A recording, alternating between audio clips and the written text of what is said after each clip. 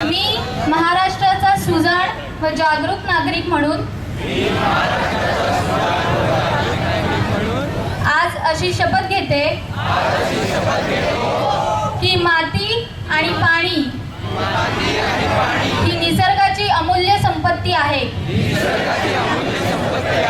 याची जाणीव ठेवून त्याच्या संवर्धनासाठी मी सदैव कटिबद्ध राहील।